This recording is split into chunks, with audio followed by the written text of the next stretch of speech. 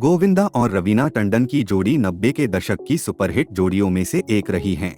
दोनों ने एक साथ बैक टू बैक कई हिट फिल्में दी।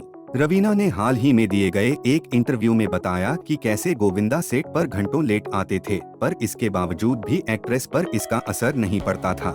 ई टाइम्स को दिए एक इंटरव्यू में रवीना ने बताया कि उनके कोस्टार गोविंदा सेट पर 1-2 नहीं बल्कि 5 घंटे लेट पहुंचते थे, पर इसके बावजूद भी उनके काम पर इसका असर नहीं पड़ता था। रवीना ने कहा, मैं प्रोड्यूसर और डायरेक्टर्स की चहेती एक्ट्रेस में से एक मानी जाती थी। मेरा मानना था कि डायरेक्टर बॉस होता है और जब एक प्रोड्यूसर ने मेरी डेट्स ली हैं, तो यह मेरा फर्ज है कि मैं समय से सेट पर पहुंच जाऊं। यह जानते हुए भी कि मेरे कोस्टार गोविंदा दोपहर 2:30-3 बजे तक आएंगे, मैं सेट पर सुबह 9 बजे पहुंच जाया करती थी।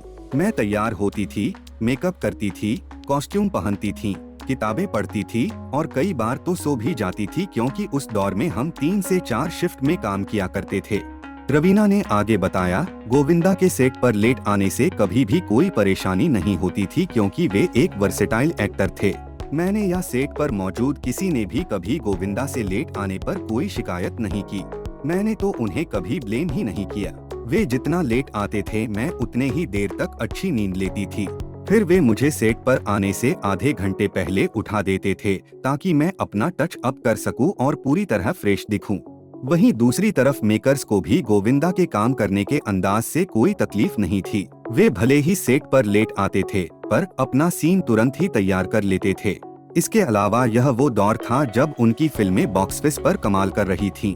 ऐसे में उनसे कभी किसी ने कोई शिकायत नहीं की। बता दें कि इस दौर में गोविंदा की हर दूसरी फिल्म सुपरहिट हुआ करती थी। उन्होंने रवीना के साथ दुल्हे राजा, अंखियों से गोली मारे, आंटी नंबर 1 और परदेसी बाबू जैसी सुपरहिट फिल्में की हैं। If you like this video, please like and subscribe our channel. Thanks for watching समाग्रा।